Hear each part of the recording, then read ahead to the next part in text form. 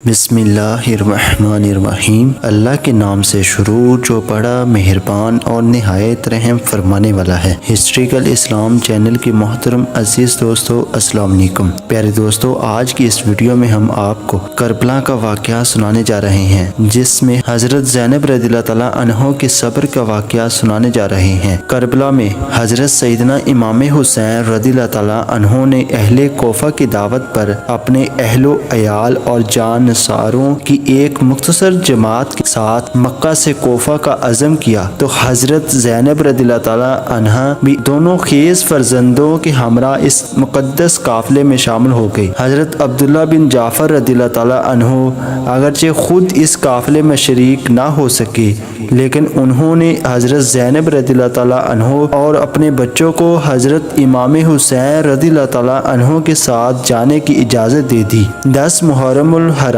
21 ہجری کو کربلا کا دلدوز سانحہ پیش آیا، جس میں حضرت زینب رضی اللہ تعالیٰ عنہ کی آنکھوں کے سامنے ان کے بچے، بھتیجے، بھائی اور ان کے متعدد ساتھی شامی فوج سے مردانہ وار لڑتے ہوئے ایک ایک کر کے شہید ہو گئے۔ اس موقع پر حضرت زینب رضی اللہ تعالیٰ عنہ نے جس حوصلے، شجاعت اور صبر و استقامت کا مظاہرہ کیا، تاریخ اس کی مثال پیش کرنے سے قاصر ہے۔ کہا جاتا ہے کہ 9 اور 10 محرم کی درمیانی شب کو حضرت امام حسین رضی اللہ تعالیٰ عنہ کی تلوار صاف کی جانے لگی تو انہوں نے چند عبرت انگیز اشعار پڑھے۔ حضرت زینب رضی اللہ تعالیٰ عنہ قریب ہی تھی۔ یہ اشعار سن کر ان پر رکت طاری ہو گئی اور زبان پر یہ الفاظ جاری ہو گئے: اے کاش آج کا دن دیکھنے کے لیے میں زندہ نہ ہوتی، ہائے میرے نانا، میری ماں اور میرے باپ اور میرے بھائی حسن حسین، جب سب مجھ کو داغ و سفارقت دے گئے۔ اے بھائی، اللہ کے بعد ہمارا سہارا اب آپ ہی ہیں، ہم آپ کے بغیر کیسے زندہ رہیں گے؟ امام حسین رضی اللہ تعالیٰ عنہ نے فرمایا: زینب صبر کرو۔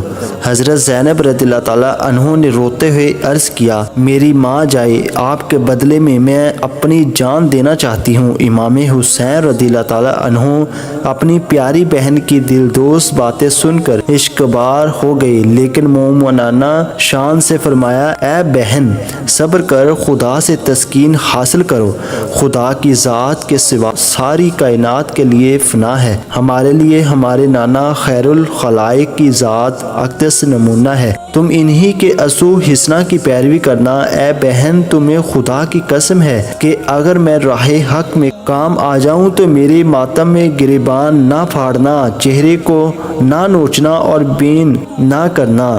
10 محرم کو جب تمام جانشان اہل بیت ایک ایک کر کے دوش رسول صلی اللہ علیہ وآلہ وسلم کے سوار پر قربان ہو گئے تو جوانان اہل بیت کی باری آئی۔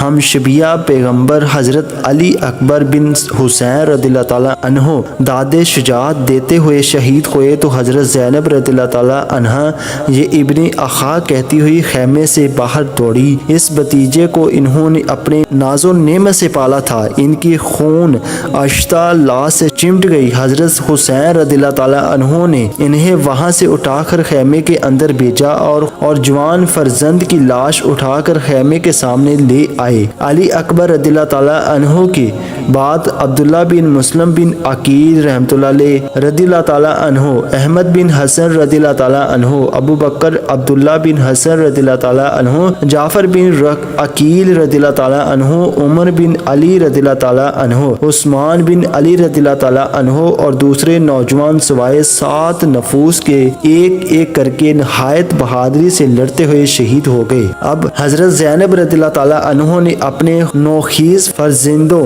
اون رضی اللہ تعالیٰ عنہ اور محمد رضی اللہ تعالیٰ عنہ کو زمگاہ میں بھیجنے کے لیے سیدنا حسین رضی اللہ تعالیٰ عنہ سے اجازت چاہی۔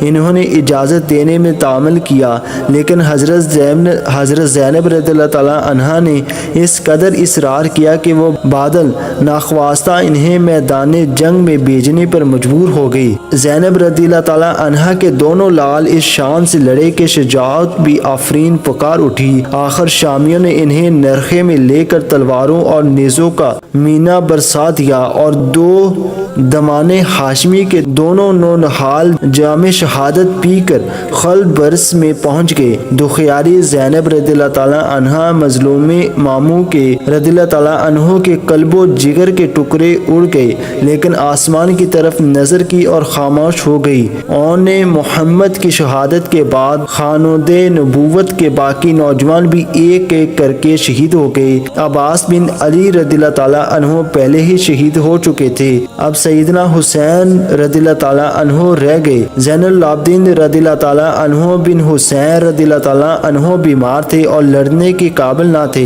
ان کو اللہ اور زینب رضی اللہ تعالیٰ عنہ کے سپرد کیا اور سب کو خدا حافظ کہہ کر سبط رسول صلی اللہ علیہ وآلہ وسلم اپنی آخری سفر پر روانہ ہوئے۔ پیاس کا غلبہ تھا، اپنے جگر کے ٹکڑوں اور جانثاروں کی شہادت سے سخت دل افگار تھے، لیکن آخر حیدر کرار رضی اللہ تعالیٰ عنہ کے فرزند تھے۔ اس قیامت کا حملہ کیا کہ دشمن کی صفیں الٹ کر رکھ دی۔ جس طرح رخ کرتے دشمن کا دل و بادل کائی کی طرح پھٹ جاتا، شامی بار بار نرخہ کرتے، لیکن جو ہی شمشیر حسینی چمکتی ہوئی کھڑے ہوتے، دوش رسول کے سوال لڑتے لڑتے زخموں سے چور چور ہو گئے، لیکن اللہ کی ہبت کی کوئی تنہا سامنے آنے کی جرت نہ کرتا۔ ہر طرف سے تیروں، تلواروں، خنجروں اور نیزوں کی بارش کر رہے تھے۔ حسین بن نمیر نے ایک نیزہ پھینکا جو گلوے مبارک میں پیوست ہو گیا اور ذہن مبارک سے خون کا فوارہ پھوٹ پڑا۔ اے جلو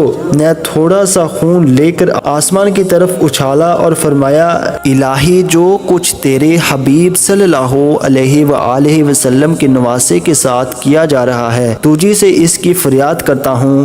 حضرت زینب رضی اللہ تعالیٰ عنہا نے دور سے اپنے محبوب اور شفیق بھائی کو خون کی کلیاں کرتے دیکھا تو بے تاب ہو گئی اور دوڑتی ہوئی رزمگاہ کے قریب ایک ٹیلے پر کھڑی ہو گئی۔ وہیں سے شامی فوج کے سردار عمر بن سعد کو پکار کر کہا، اے عمر بن سعد، کیا قیامت ہے کہ ابو عبداللہ قتل کیے جا رہے ہیں اور تم دیکھ رہے ہو؟ عمر بن سعد کی آنکھوں پر رے کی حکومت کی لالچ نے پردہ ڈال رکھا تھا، لیکن پھر بھی حضور صلی اللہ علیہ وآلہ وسلم کے ماموزاد بھائی حضرت سعد بن رضی اللہ تعالیٰ عنہ ابی وقاص کا فرزند تھا۔ فرتے ندامت سے رونے لگا اور حضرت زینب رضی اللہ تعالیٰ عنہا کی طرف سے منہ پھیر لیا۔ تاہم شامیوں کو لڑائی سے روکنا اب اس کے بس میں نہیں تھا۔ یہ ظلم سے روکنے کی سعادت اس کی قسمت ہی میں نہ لکھی تھی۔ سیدنا حسین رضی اللہ تعالیٰ عنہ زینب کے سامنے مردانہ اور لڑتے ہوئے شہید ہو گئے۔ ظالم شامیوں کے دل ان کی